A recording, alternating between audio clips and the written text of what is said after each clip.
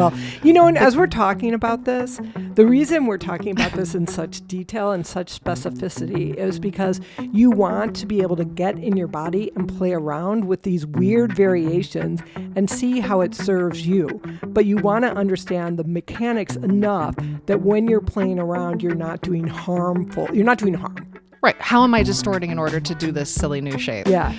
And I think the specificity is not something that you would carry into like you doing gait pose for 15 seconds in a class. Yeah. And when we break it down this way, it's a way for teachers to teach with more clarity and understand how they're sequencing so they can sequence more intelligently and have poses build. Yeah. And then it's a problem solving thing.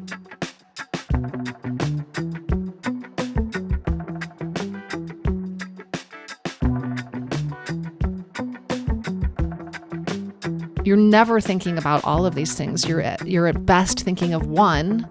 And then as you get more experienced, you could check on that, check on a second thing, third thing.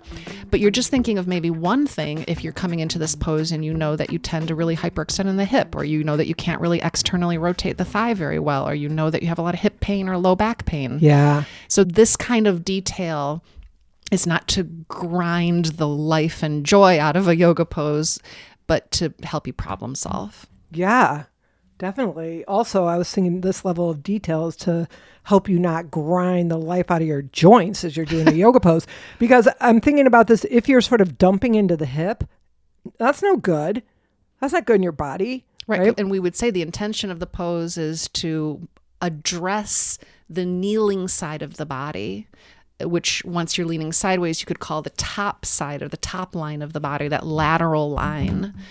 And that lateral line, it's the stabilizing line of the body, but it can also get really short and compressed and stifled. Yeah. And so we're trying to bring some animation, life, and lengthening to it. Yeah, it's fun. And then we were talking about building, right? So you take this into Warrior Two or triangle pose, and all of a sudden these poses have more spaciousness about them, right? We want our standing poses to feel powerful and spacious, right? If it ever feels congested and restrictive, then there's a way for me to back off and get some more understanding in my body so that I can do it in a way that it offers me both spaciousness and stability.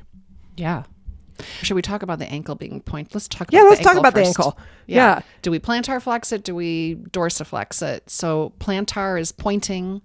Yeah. And the nice thing about pointing the foot is that there's some carryover to triangle. If you're choosing to do a class on dorsiflexion and plantar flexion, this would be a great pose to play with that. And where are you getting compensation when you try to point the foot? Because it's such an extreme point, especially with the leg abducted so far out to the side.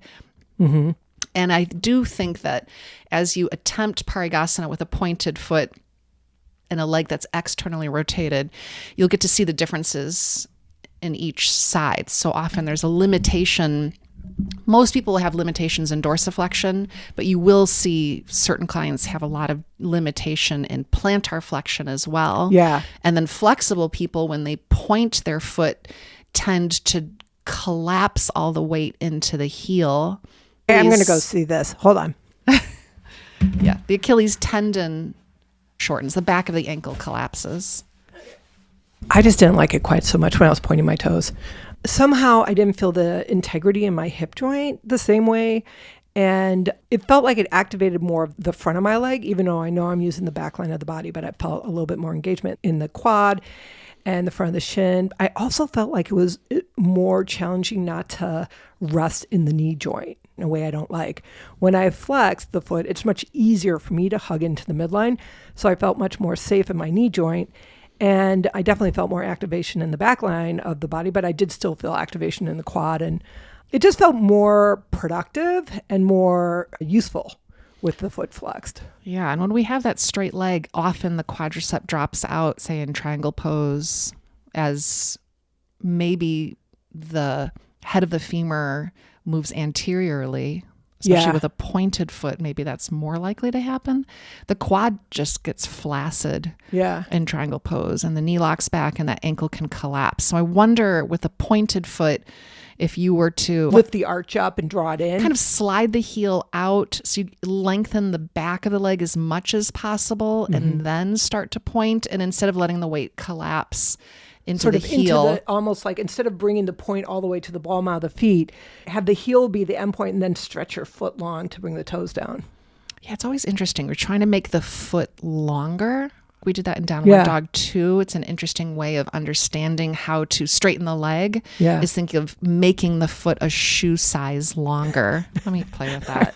I'm doing this training with Doug Keller, and I've gotten totally stuck on this point where he's asking me to extend the big toe longer out of the foot. Lengthen just the big toe. Right, because you're lengthening through the inner leg line then. Well, in this training, he's not talking about the inner leg line. He's literally just talking about working the toe. It probably does the same thing. Oh, really? That's how he Which is so fascinating because it's the most distal point of this action. There's a lot of distal cueing. Okay. So what do you think? How's it feel on you? I found that on my trickier right hip that my pelvis wanted to rotate. It wanted to shift towards the foot. It was doing everything it could to avoid just a clean pointing action. And because there's such a limitation in my ability to point that foot comfortably compared to the other leg, I know that that's now affecting my gait. Yeah. Every step I take. Right. Because plantar flexion, pointing the foot, is a very big part of pushing off phase of the gait. And it is where people lack strength and power in that action. Now, are you getting a lot of push off? Not at all in this pose. But I think anytime that you are either pointing the foot or flexing the foot, how can we engage some of the muscular power that should be there in that action? So is it possible to get any weight to the big toe ball mounts and to have some press there? I find that's much more possible with the foot on the wall. So as a compromise, the heel's not on the wall, just the ball mount of the foot in this pose, or a block if you don't want to reposition your whole class against the wall, but then have the foot push into a block that won't move and get that step on the gas kind of action. Right. Which is a great action to carry into the standing poses with a straight leg. Yeah. You can work on a step on the gas action whenever the ankle is plantar flexed so that it's not a passive structure that you're collapsing into. So what's kind of cool about this, now that, you know, we've gone from this is the most amazing pose that will let you do candy cane, right? To if you're in this pose and you've got the toes pointed and flexed, this is the muscle that you want to keep strong in order to not have that foot drop issue that causes so many seniors to trip and fall. Mm-hmm. Because the ability to pick the foot up, to pick the toes up, to pick the toes up. Right? Oh, sure. When you're dorsiflexing, right. Dorsiflex, yeah. Absolutely. So, but that's a different avenue of exploration with this pose. Right. So then as a teacher, I would say you're looking at this pose from the side. Yeah, you're standing at their side body. And this is a great way to stand when you look at any student's triangle pose or because you can see if they lean side forward angle or back pose. or what they do. Because what's going to happen mostly is the pelvis gets pushed too far back. As soon as the trunk goes to lean over the straight leg or over that bent leg, the pelvis will push back and the trunk leans forward. And so having students learn how much they need to press the pelvis towards the front side of the body and then direct the entire torso backwards, not backbending to get there, right? We're trying to keep Tadasana basically from the pelvis up, and all you want to do is take that Tadasana and tilt it, but in order to prevent all the other modifications from coming into play. Yeah. Right, because the body will compensate all over the place, and the cues are to get you to the neutral in the pose, the Tadasana in the pose, which is where you're still stacked. Right. In the sense of, even though your stack is leaning over one leg, your pelvis is lined up with your rib cage, which is lined up with your head. And you might have to feel like you're leaning very far back in the pose to do that. And that is the scary part of triangle for people whose balance is precarious. And perhaps if those clients can tolerate kneeling, this is a great alternative. You're closer to the ground. Yeah, you're closer more stable, to the ground. Fall's not as dangerous.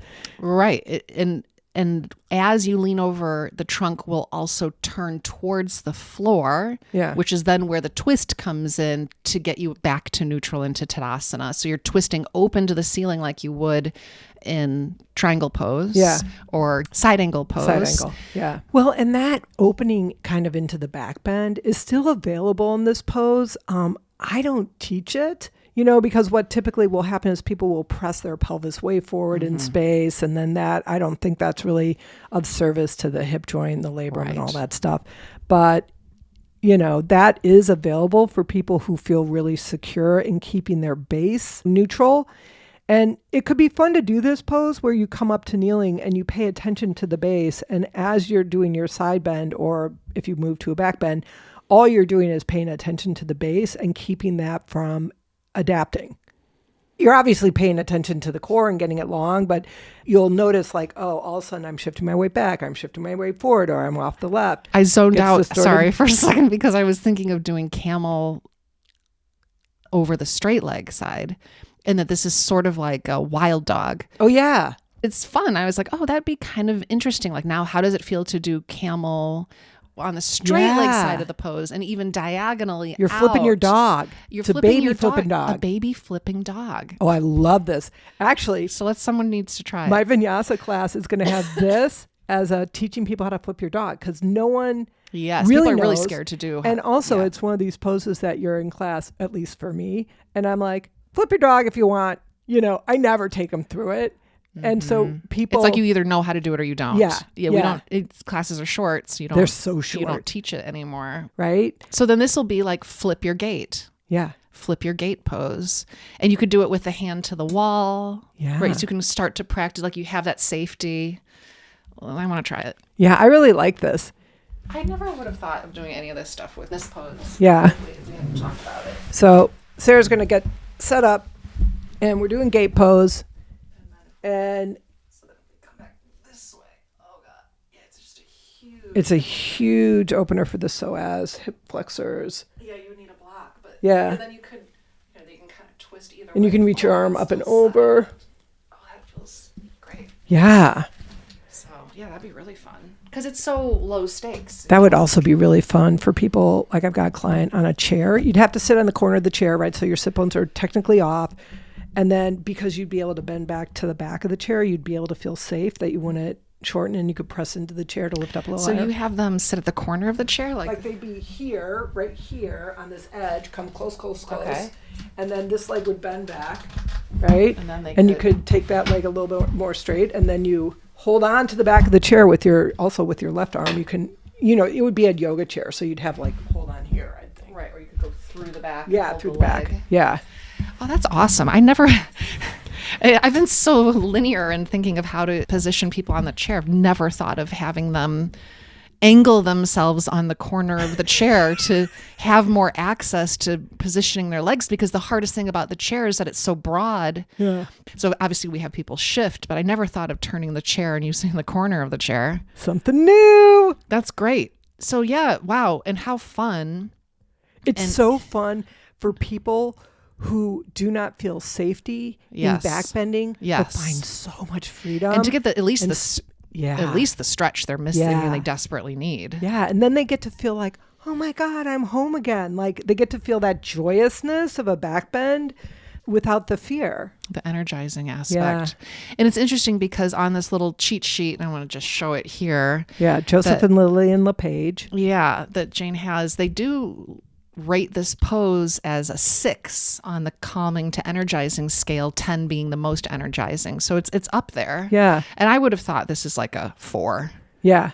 But now I can see some of these other aspects to it, especially the variations that we're suggesting. That's so fun because when Sarah and I came in and we were talking about this pose yesterday, we're like, we're just going to do something really easy and simple and just talk about something this simple. This will be a 20-minute episode. Just not much here. And we're like, oh my God, this is the greatest pose. So we have Ustra Parigasana. Yeah, new pose. And then there's 2 ways to do Ustra Parigasana. Well, we could call it like a revolve. Parivrita Ustra Parigasana. Okay.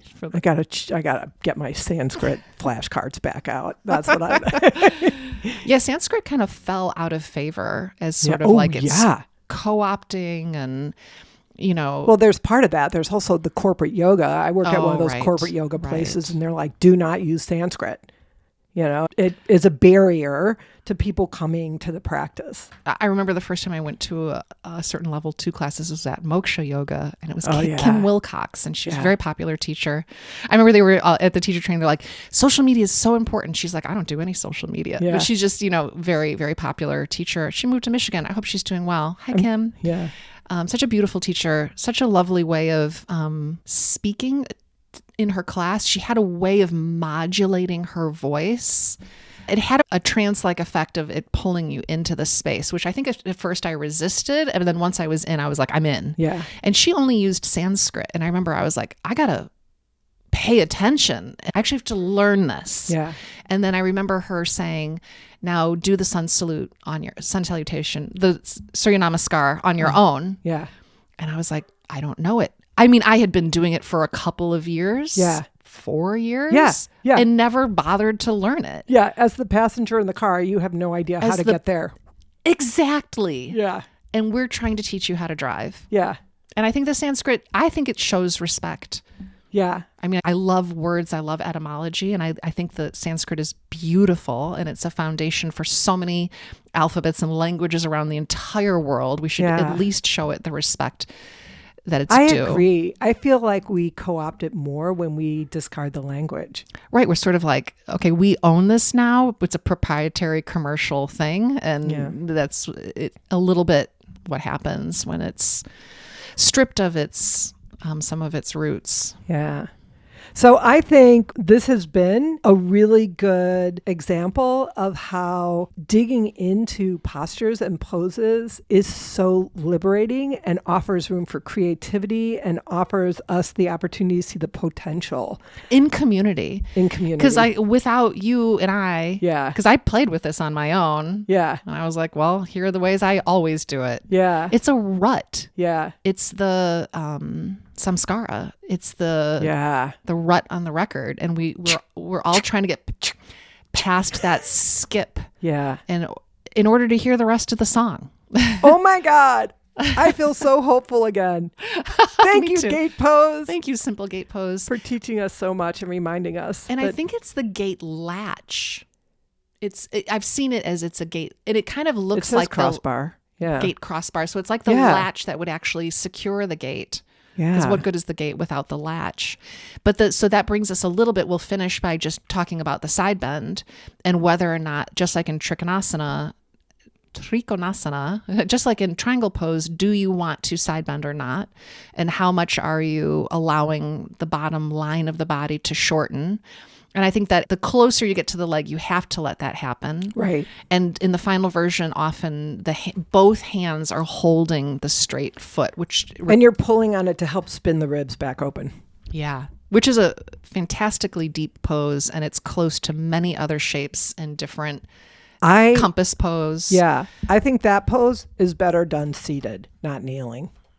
I've never gotten to this step. I've never tried it. No one ever in gait pose. We never did it because it was always a warm up. But I think in this version, if you were to take both hands to the foot, it's cool. It's such. I mean, you're going to get like a Parivrita Janu Shirshasana kind of big. So again, we're looking at SI risk there. Once you're side bending and rotating, that lumbar spine is going to want to move a little too much. Yeah. So how do we anti-rotation this? So Sarah's going to try a ridiculously hard variation of this pose. Yeah, there you go. I guess I can do it. I can do it on my Yeah, she did without any warm-up. So it's possible. So that's really fun. So this is a really generous pose, right? It offers a lot to teach us. It offers so many ways to play with other more complicated poses. And, it's not as easy as it looks. Right. You could keep it simple or you could go super deep with it. I think it would be fun to have it be the feature of the class. And we're at the gateway of the new year and there's lots of room for symbolism. Most of us stand on the threshold of a gate for a really long time and we don't step through. Decades. Yeah, we don't step through into that change. And who's the god of the elephant head? Oh, Ganesha. Ganesha's our transitional god. So threshold. Ganesh would be over a doorway to bless crossing the threshold. Yes. And it's like crossing the threshold into a public yoga studio Yeah. and taking a class with a live teacher. Yeah. And that is taking a risk. To practice at home with a virtual thing, you're staying far away from that doorway, literally and figuratively. But to step through the threshold, through this gate, this pose can unlock that gate and allow you to pass through into so many deeper manifestations than you ever thought possible from this simple, humble little pose. I love that. Well, this has been really fun, Sarah. Yeah, it's been nice. Thank you so much. It's nice to do kind of a short, tight one. Let's see, we're at 63 minutes. Yeah, that's what we're calling short and tight these days. It's usually 2 hours. We were going to include triangle. Thank God we didn't. Namaste. Namaste. Thank you. Yeah. Happy New Year. Happy New Year. Bye.